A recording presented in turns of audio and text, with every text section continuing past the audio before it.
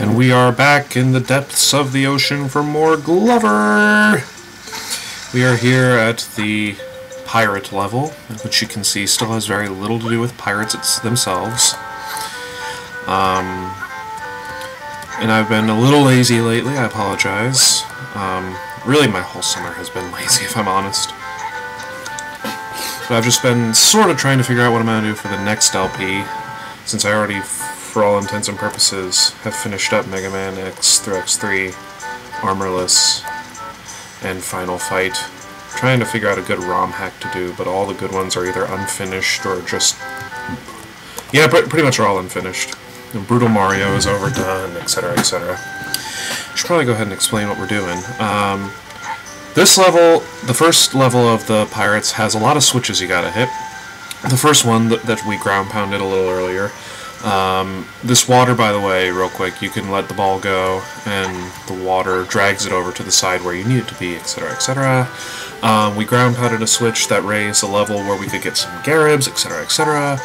And the switch we just stepped on that was in the ship raises that platform to where you can go back to where you walk the plank, because we missed a Garib, so it's time to pay recompense and get this last Garib without failing. I'll throw a quick save state because I'm always a failure at this, but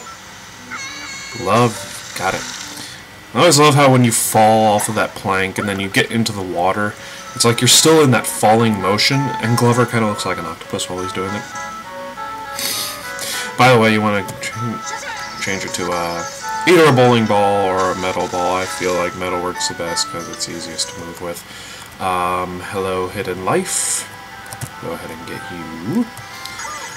When you're facing this direction from where we just came, you start off going left, under the sea, 20,000 leagues under the sea, and there is a giant fan blowing on a switch. Well, you want to have the metal ball so that you can move it quickly enough, and that moves off another one, which you have to repeat the same process.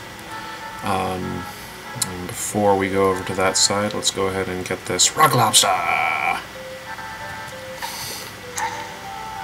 I know it's a Family Guy reference, but I don't watch Family Guy, so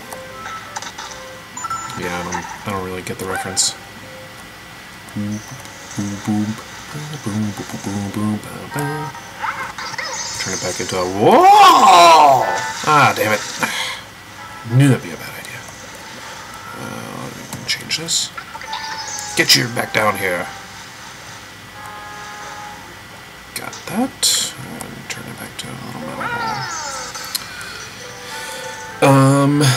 And like you saw, the switch that you just hit blows it causes another fan to blow away sand over on the other side. So we are going to go do that.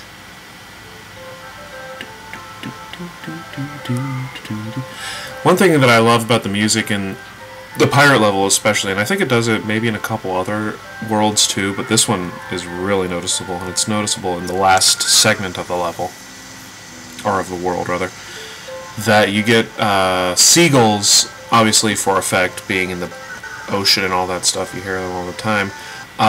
In the last level, they actually are part of the music. It's like they're auto-tuned into it. It's pretty hilarious. It'll be more hilarious when you actually hear it, I promise. Just walk over to this land. This is the spot that was brought up for all the Garibs. A couple of them are pretty high up, so you have to jump. You could hit that button up there, which, if you see that treasure chest underneath, that because of the terrible draw distance, we could tell that it has a 1-up in it, a life. We are not going to get that because, I mean, save states, blah blah blah, 21 lives already, blah blah blah. Don't really need them. But that, just so you know, that's... Get over here.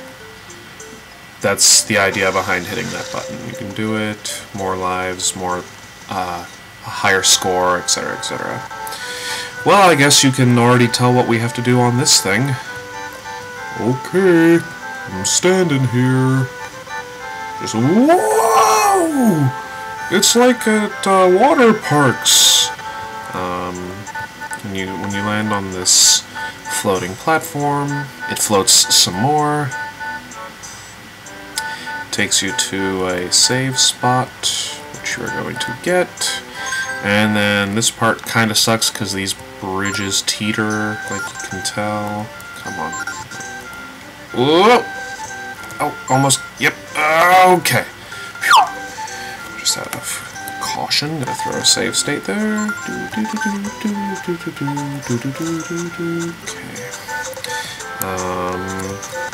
Well, you are going to be gotten solo. Uh-oh. This is an enemy that you can't kill, the sword, but you can grab it. Oh, come on. Really? You just get it dizzy and then, I guess it's... come on. Z, okay, yeah. That's what I tried to do, but that's what made me do the cartwheel. And with this, you can cut down this door? No. You need the bowling ball for that. With this chest, which you can't normally kill... Oh, you... There. Okay. You can kill a chest. Lobster and Fuzzy, can you kill? Not entirely sure. Yes, you can. How about that? If you can kill a lobster, you can damn sure kill something that has glasses for an unexplained reason. And you're done. I said, you are done! There we go. Sit down and admire the floating ships for whatever reason. Come back and get the ball so that you can hit it against that switch. And if you're doing this on a ROM, which, I don't know, like me, this will be one of the more annoying parts of the level. For this very reason. Yep, you have to scale the lighthouse, but when you're holding, at least for me, my button configuration, when you jump this way, it won't let you jump again, you know? If you hold left and up like I'm doing to scale it, it can be like it won't let you double jump and you think you can, and then it tricks you and then lets you fall. I don't know.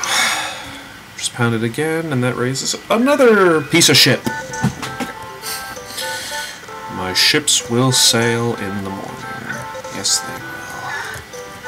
Once you get to a certain point, you can just jump down, but why not? Before we go any further, a commonly missed place, when I used to play this is what always tripped me up.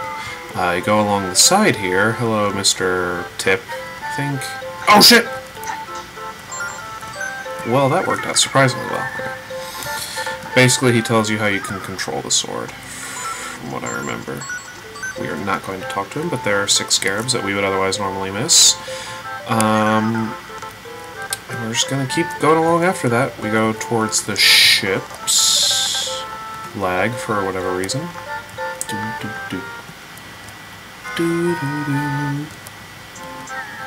And all these ships have some scarabs on them, which will be nice to get, obviously. Come on now. Oh, almost. Okay.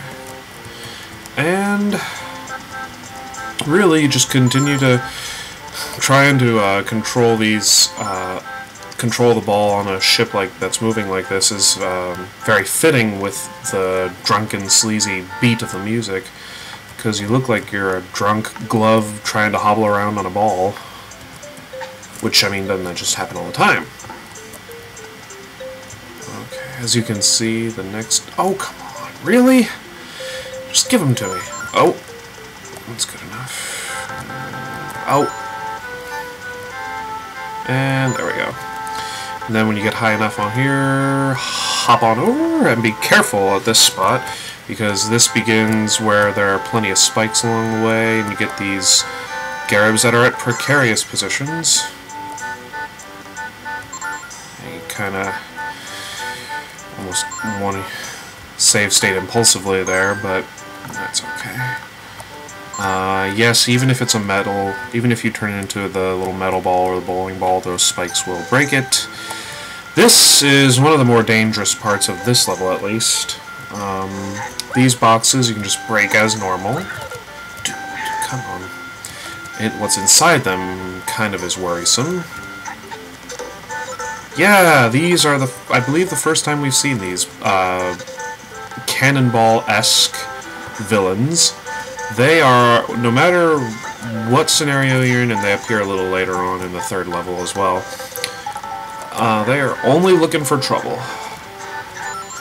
For some reason, they are horny for your bouncy ball and will try to rush at it and start humping it. That's the only explanation I can gather, because otherwise they would not voraciously rush your ball anytime it gets near them. By the way, that is a pirate ship, so technically that is also another pirate factor. These Garibs that lead to ultimately the end of the level, I'm going to go ahead and get without the ball because they're at a high position. I have no idea why. You have to jump to get these. Oh, come on. Couldn't give it to me? Yes! Okay, done with all the Garibs. Now all we have to focus on is rushing over to that switch over there by taking this ball over here and slapping it onto that button there and rolling the ball into the ship that will have the exit point over there. If anybody gets that reference, I will be amazed. Well, luckily enough, we stayed far enough away from the cannonballs that would normally try to assault your bouncy ball. You have got to be kidding me. Well, I mean, whatever. Right now we're just trying to go ahead and finish up this level. All we have to do now is hop down this side.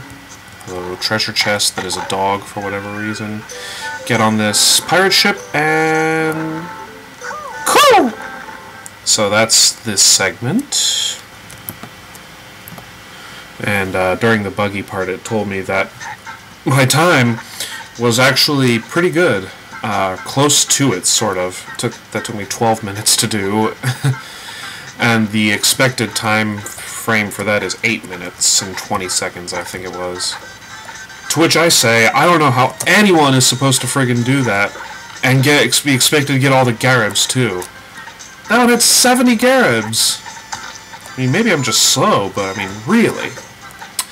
By the way, in continuing with our theme of pirates, we're in what looks like a big tree house. That's at least the impression that I always got from this level. Great music. Turn it up real quick. Oh, it's all the way up. Never mind. Okay.